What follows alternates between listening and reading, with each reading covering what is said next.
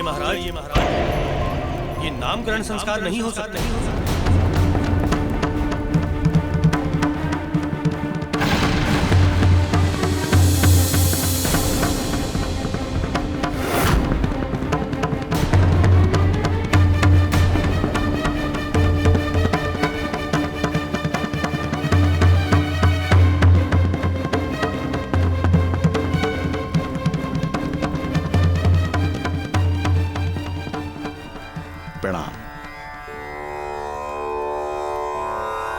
आप ऐसा क्यों कह रहे हैं ब्राह्मण देव? महाराज, यदि ये प्रश्न किसी साधारण नागरिक ने किया होता तो हमें आश्चर्य नहीं होता, किंतु आप जैसे ज्ञानी राजा के मुख से निकले ये शब्द हमें विस्मृत कर रहे हैं। आपके कहने का मैं तात्पर्य नहीं समझा ब्राह्मण देव। महाराज, किसी नवजात शिशु के नामकरण संस्कार में सबसे पहले किस बात की आवश्यकता होती है?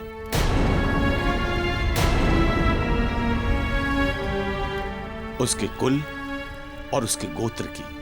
आपने सर्वथा उचित उत्तर दिया महाराज। इसीलिए हमारा कहना है कि जिस कन्या का ना ही गोत्र का पता है ना ही कुल का, उसका नामकरण संस्कार कैसे हो सकता है?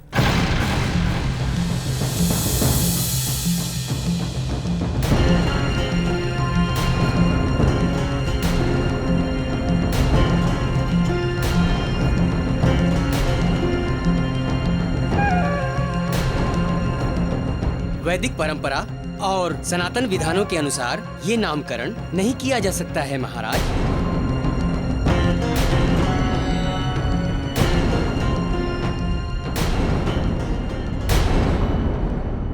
महाराज, हमारे मन में एक प्रश्न है जिसका उत्तर न सिर्फ वर्तमान में हमारी शंकाओं का समाधान कर देगा, बल्कि आने वाले समय में भी जनसाधारण को दिशा निर्देशित करेगा। आपकी दुविधा, आपकी क्या आपत्ति है? हमारी दुविधा बहुत सीधी है महाराज। किसी के भी नामकरण संस्कार में अनुष्ठान करने वाले ब्राह्मण को किन किन बातों की जानकारी की आवश्यकता होती है?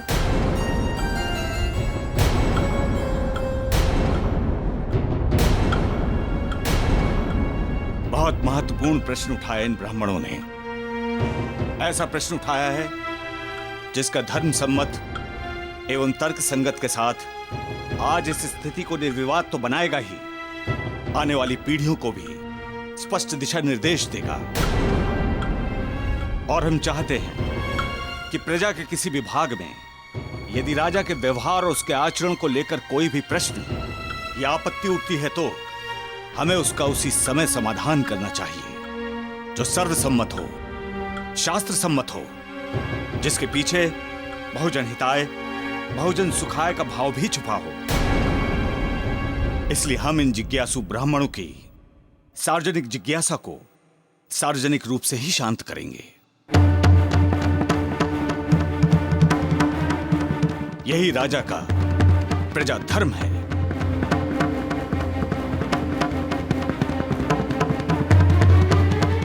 जिस राज्य में बुद्धिजीवियों और जिज्ञासु ब्राह्मणों की जिज्ञासा को राजा शक्ति से दबाकर राज्य करता है, वो अधर्मी कहलाता है। और हम नहीं चाहते कि इस राजा जनक को कोई अधर्मी के रूप में याद करे।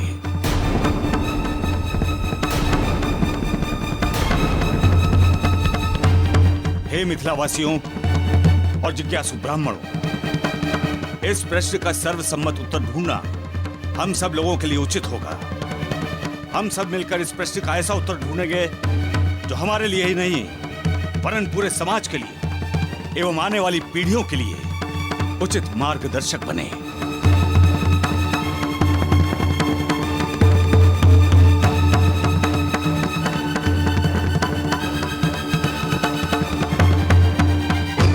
महामंत्री जी, तुरंत ज्ञानी जनों की ज्ञान सभा को आमंत्रित कीजिए। जिसमें मिथिला के ब्राह्मणों द्वारा उठाए हुए प्रश्नों का सर्वसम्मत और शास्त्र सम्मत उत्तर ढूंढे जाए।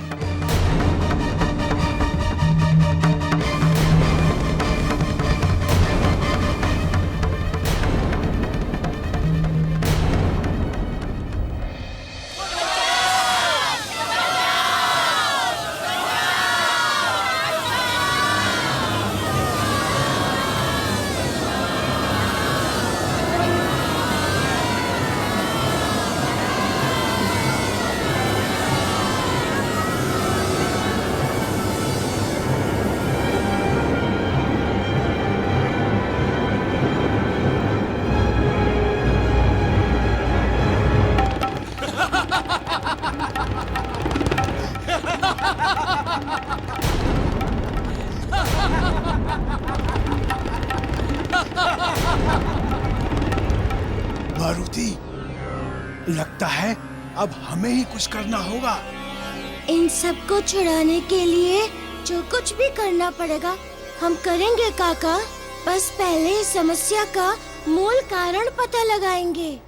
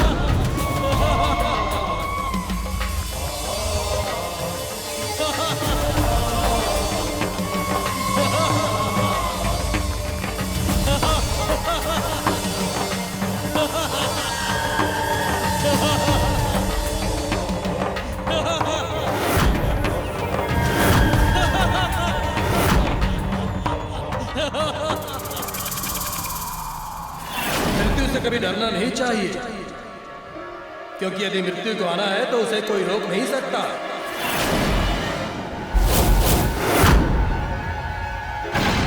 अरे ये तो वही केवट है जो हमें नदी पार करवा रहा था। हे काल भैरवी, मैंने आपके समक्ष ये प्रतिज्ञा की थी कि मैं निषाद राज आपके चरणों में एक से एक मनुष्यों की बलि चढ़ाऊंगा। वो शुभ समय निकट आ रहा है काल भैरवी। 101 लोगों में से 4 और बलियां स्वीकार करे काल भैरवी।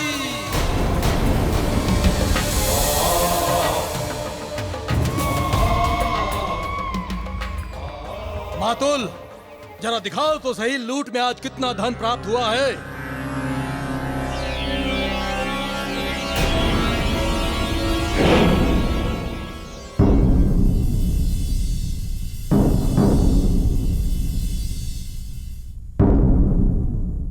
निषाद राज, ये जेवरात और हीरे ये सभी लूट के हैं।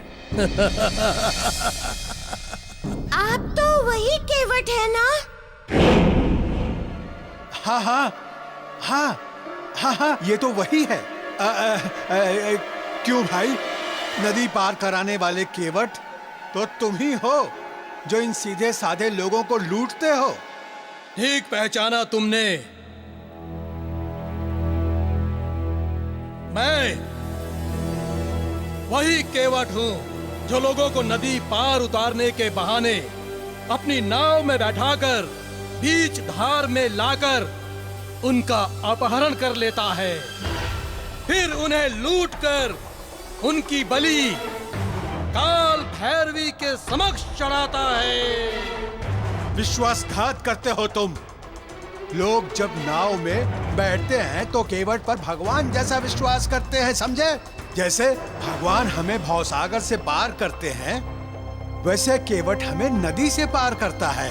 और तुम केवट होकर लोगों के भरोसे को तोड़ रहे हो, क्यों?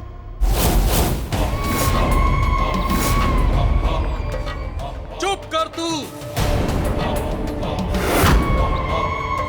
अब तू एक शब्द भी नहीं बोलेगा।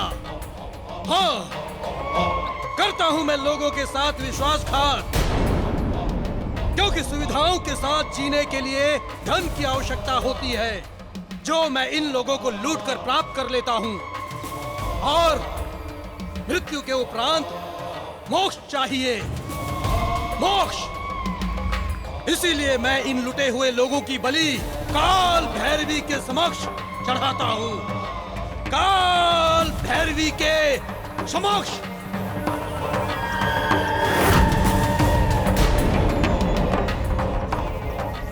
निषाद राज, मैंने बहुत मूर्ख देखे, किंतु आप जैसा मूर्ख आज तक नहीं देखा। भोले भाले लोगों को लूट कर उनकी हत्या करने वाला अपने इस जघन्य पाप से मोक्ष की कामना करे, इससे बड़ा मूर्खता पूर्ण विचार हो ही नहीं सकता। बंद कर अपनी बकवास। मेरे सामने इतनी बड़बड़, तेरा इतना दुस्साहस। सुनो, तुरंत जाओ और तुरंत इन लोगों की बलि की तैयारी करो।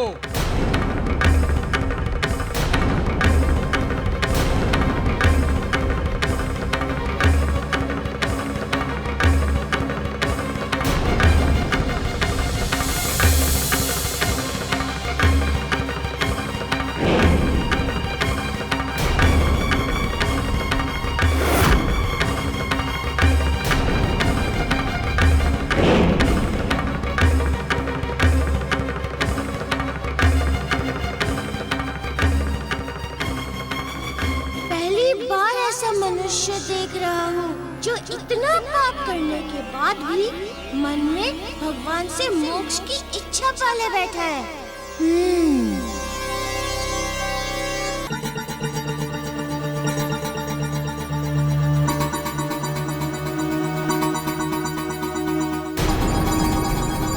इतना सारा धन, इतने सारे गहने। आज सचमुच बहुत सारा धन हाथ लग गया है।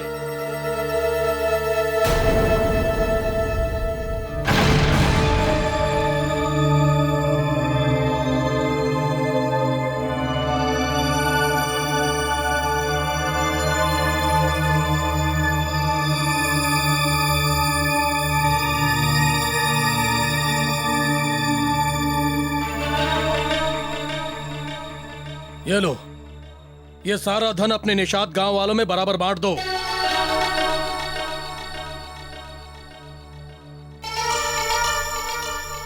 बाबा, ये हसूली ले लूं मैं? ले ले बेटा।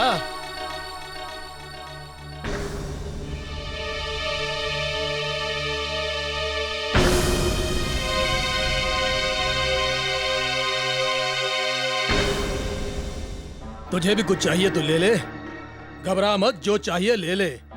मुझे नहीं चाहिए ऐसा धन और ये गहने। देख रही है इस बुद्धि के शत्रु को? इतने श्रम से मैं ये धन लेकर आता हूँ और इसको कोई अंतर ही नहीं पड़ता। सचमुच आप श्रम से ये धन और ये गहने लाए होते तो बहुत बड़ी बात होती। ये सब क्या यूं ही आ गया? इतने श्रम से अपने परिवार के लिए मैं ये धन लेकर आता हूँ। समझा लो अपने इस मूर्ख पुत्र को, नहीं तो इसके दांत तोड़ दूंगा मैं। बस बस, आप दोनों तो बस लड़ते ही रहते हो। आप भी ना क्या इसके मुंह लगते रहते हैं? इसको क्या समझ? देखिए ना, मैंने आपके लिए कैसे कैसे पकवान बनाए हैं। आइए आइए।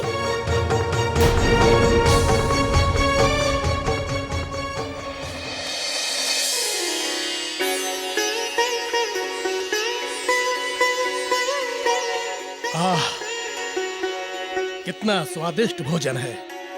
मुंह में जाते ही स्वर्ग का आनंद।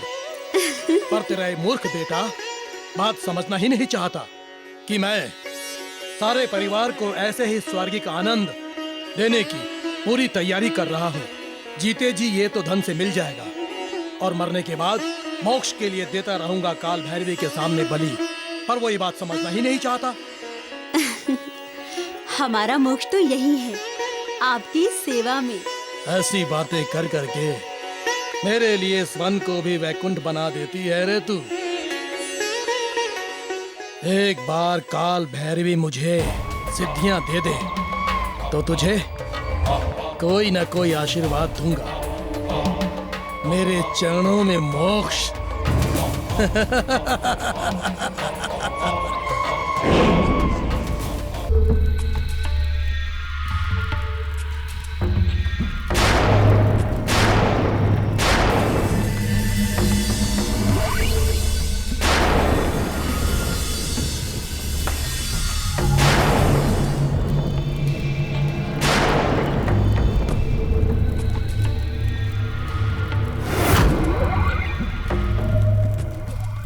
लाओ, बलि के लिए मानव लाओ।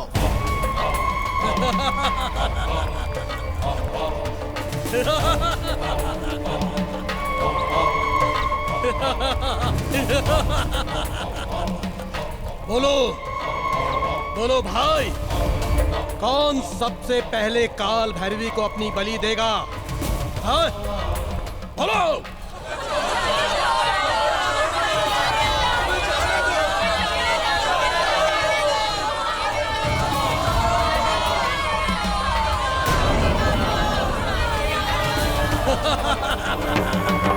मुक्ति!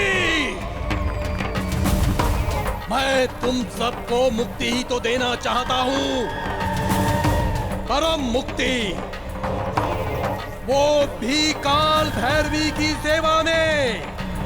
तो बोलो, सबसे पहले कौन अपनी बलि देगा काल भैरवी की सेवा में? बोलो बोलो।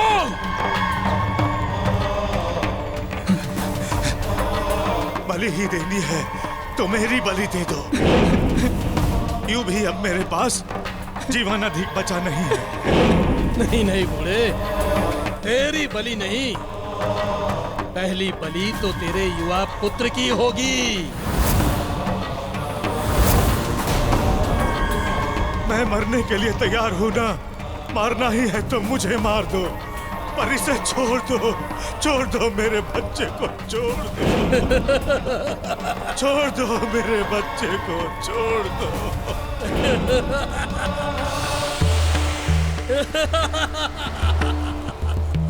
जय श्री राम, जय श्री राम, जय श्री राम।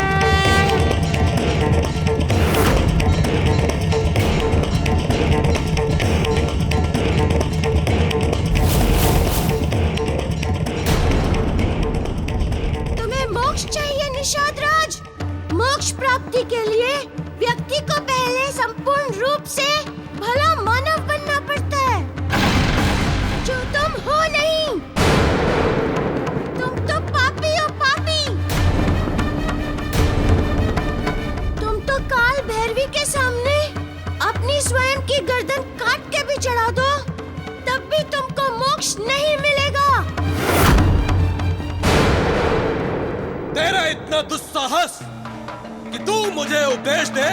साहस अभी देखा कहाँ है तुमने मेरा? देखोगे तो विक्षिप्त हो जाओगे। क्या विक्षिप्त हो जाऊंगा मैं? चिल्लाओ मत। साहस है तो पकड़ के दिखाओ मुझे।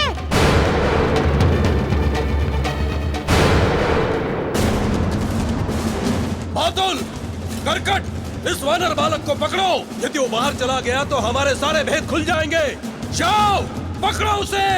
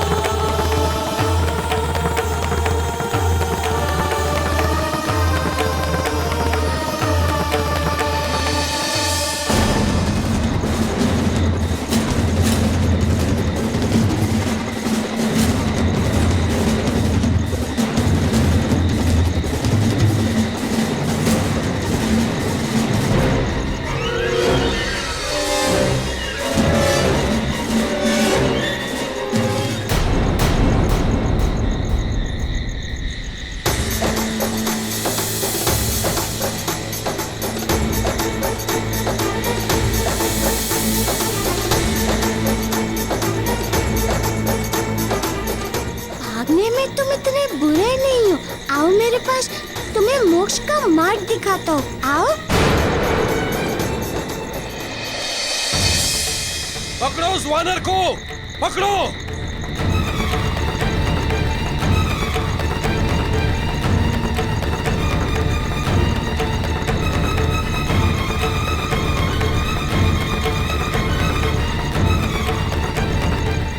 पकड़ो उस वानर बालक को, पकड़ो।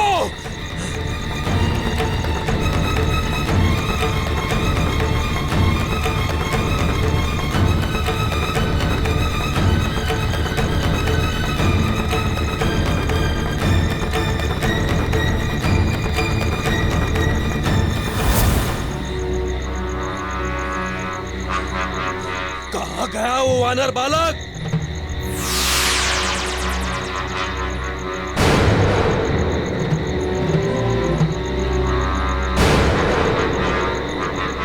निषाद राज, तुम्हें मोक्ष चाहिए था ना? आओ मेरे पास, मैं तुम्हें मानवीय संपूर्णता प्रदान करता हूँ।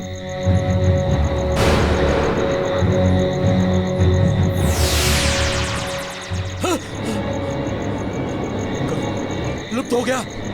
अभी अभी तो दिखाई दे रहा था।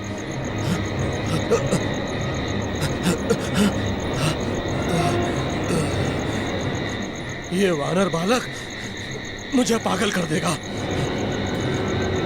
क्यों बंधु, कैसी रही? देखना चाहते हो मैं कैसे बचूंगा?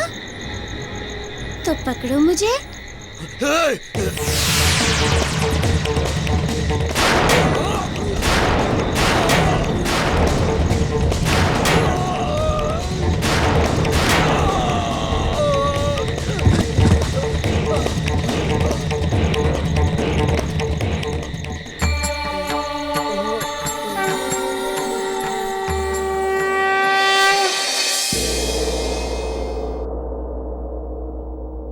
महाराज, किसी नवजात शिशु के नामकरण संस्कार में सबसे पहले किस बात की आवश्यकता होती है? उसके कुल और उसके गोत्र की। इसीलिए हमारा कहना है कि जिस कन्या का ना ही गोत्र का पता है ना ही कुल का, उसका नामकरण संस्कार कैसे हो सकता है? वैदिक परंपरा और सनातन विधानों के अनुसार ये नामकरण नहीं किया जा सकता है महाराज।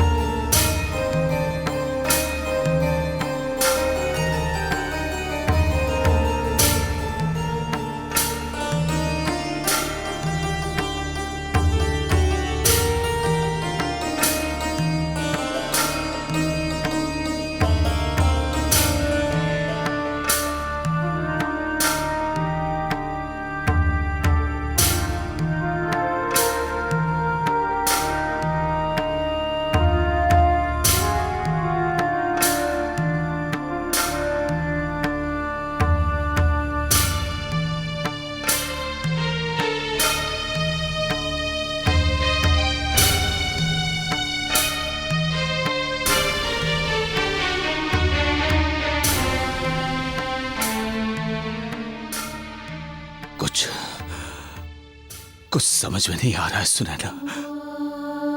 राज दरबार में मिथिला के बुद्धिजीवी ब्राह्मणों ने जो जिज्ञासावश नामकरण अनुष्ठान की पात्रता के जो प्रश्न उठाए हैं,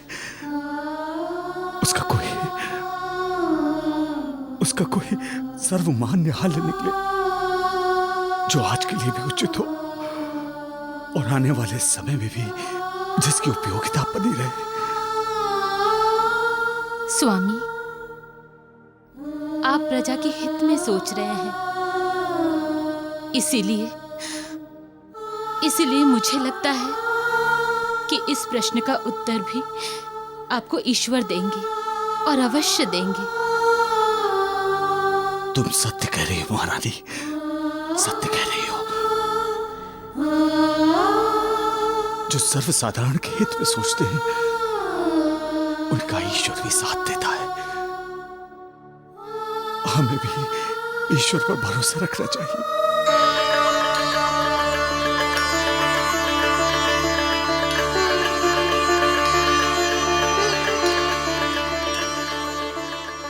नारायण नारायण, ये क्या अनर्थ हो रहा है परमपिता?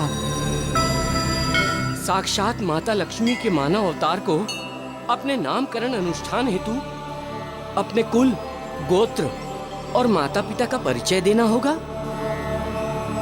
मानवीय संसार में तो सभी को मानवीय विचारों एवं कुविचारों का सामना करना पड़ता है। यहाँ तक कि देवताओं को भी यदि वो एक बार मानव जीवन में जन्म ले लेते हैं तो फिर उन्हें मानवीय सीमाओं में रहना पड़ता है।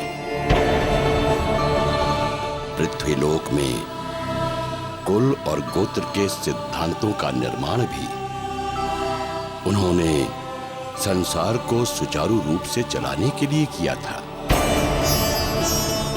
अतः जब भी कोई मानव रूप में जन्म लेता है तो उसे उसी की व्यवस्था के अनुसार चलना पड़ता है। इन प्रश्नों का सामना संसार को भी भविष्य में करना पड़ सकता है। यदि आज ये समस्या संसार के समक्ष उत्पन्न हुई है तो इसका हल भी संसार स्वयं ढूंढ लेगा। नारायण नारायण, परमपिता समझ गया, मैं आपकी लीला को समझ गया। भविष्य में होने वाली ऐसी समस्याओं के समाधान हेतु ये लीला रचाई जा रही है। और ये भी समझ गया कि अब इस नारद को क्या करना है। नारायण नारायण। प्रभु, ये आपने मुझे किस दुविधा में डाल दिया। सारा संसार मुझे महाज्ञानी के नाम से जानता है और इस प्रश्न के आगे मेरा ज्ञान बौना सा पड़ गया है। प्रभु, आप ही मेरा मार्गदर्शन करें। मुझे मार्ग दिखाइए प्रभु, मुझे मार्ग दिखाइए।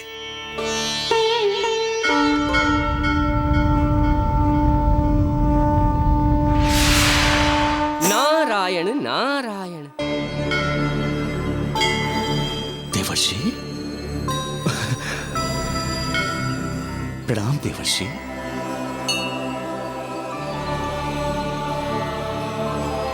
देवर्षि, आपको तो ज्ञात होगा कि पृथ्वीलोक पर हाँ महाराज जनक, हम सब जानते हैं। इसलिए हम यहाँ आपको उचित मार्ग दिखाने के लिए आए हैं।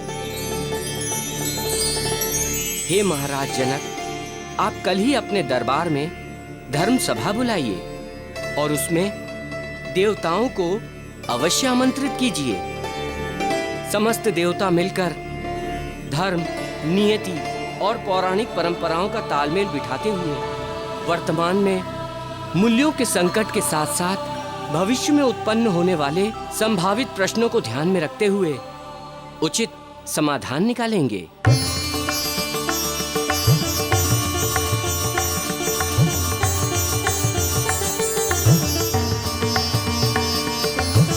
नारायण नारायण।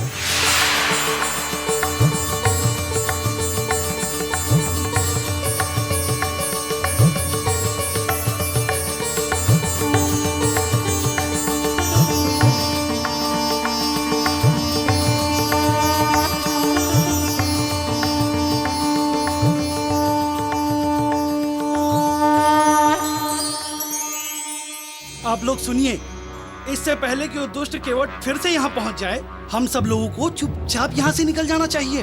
चलो चलो चलो चलो, सब लोग भाग चलते हैं। चलो चलो। अरे अरे अरे अरे अरे अरे भाई रुको रुको, मारुति को तो आ जाने दो। मारुति? अरे अरे मारुति आए चाहे ना आए, हमें क्या। और वैसे एक बात कहे महोदय, जो हम इन कठिनाइयों में पड़े हैं ना, वो आपके इस मारुति की बातों में ही आकर पड़े हैं। नहीं नहीं नहीं नहीं, देखिए हमारी बात सुनिए, हम निवेदन करते हैं आपसे, हमें चुपचाप यहाँ से चले जाने दीजिए। अगर वो दुष्ट केवट राज फिर से आ गया और वो अब हमारी बलि देने पर अड़ गया तो चलो चलो। नहीं नहीं भाई, नहीं नहीं, रुको रुको। महाबली काका,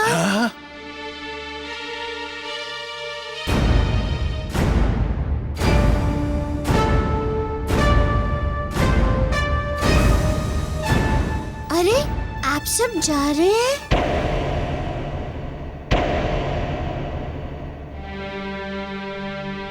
हाँ भाई, हमें जाने दीजिए। देखिए, हम अपने प्राणों को फिर से संकट में नहीं डाल सकते।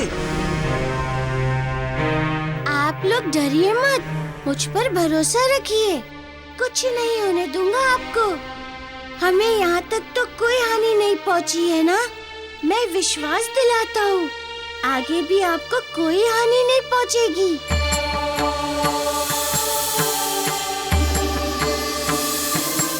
मैं कह रहा हूँ ना, कुछ नहीं होगा।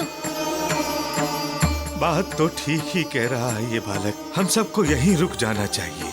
मुझे नहीं पता आप सब क्या सोच रहे हैं, किंतु मुझे ये बालक कोई साधारण बालक नहीं लगता। अवश्य ही ये कोई दिव्य बालक है। अन्यथा सोच कर देखिए, इतना सब कुछ हो जाने के बाद भी हम सब जीवित हैं। अब तो स्थिति ऐसी है कि भागेंगे तो मरना निश्चित है।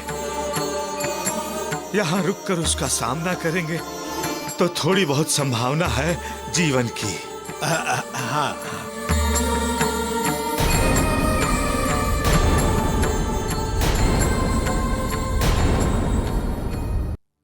ठीक है काका, अगर आप ऐसा विचार करते हैं तो फिर रुक जाते हैं। भूख लगी है, मुझे कुछ खाने को दो। ये लो, भोजन तो यहीं रखा है, बैठ जाइए आप सब। भोजन बैठकर ही करना चाहिए। काका, इन्हें भोजन कराएं। हाँ हाँ हाँ हाँ हाँ हाँ, क्यों नहीं। आप सब बैठिए बैठिए, मैं अभी भोजन लाता हूँ।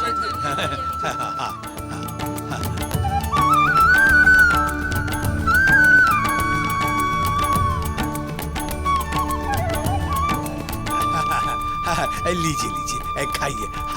आप भी लीजिए, तुम भी लो। अरे बेटा, तुम भी लो। आप भी खाइए। बाबा, आप भी लीजिए, खाइए।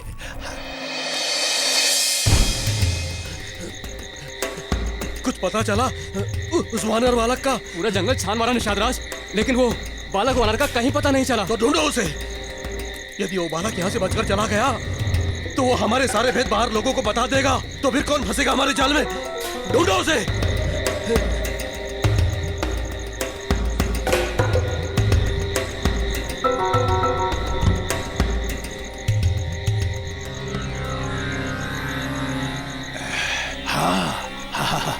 हाँ, मारुति, हमें शीघ्र ही कुछ करना चाहिए, नहीं तो कहीं उन लोगों का जीवन फिर से संकट में न पड़ जाए। काका, इस अधर्म को जड़ से मिटाना होगा। केवट के मन से पाप को मिटाना होगा। किंतु मारुति, हम क्या करेंगे? ऐसे लोगों को तो दंड देकर ही सुधारा जा सकता है। नहीं काका, केवट जैसे पापी को सुधारने के लिए मुझे एक आशा की किरण दिखाई दी है। वो जो उसके मन में मोक्ष के लिए प्रबल इच्छा है, उसी से सुधार सकते हैं हम उसे। अर्थात मन में उसके धर्म का दिया तो है, हमें बस उस दिए की ज्योत को प्रज्वलित करना है। काका, बस इतना कर दिया तो फिर इस मार्ग से जाने वाले हर यात्री का जीवन सदा सदा के लिए सुरक्षित हो जाएगा। हाँ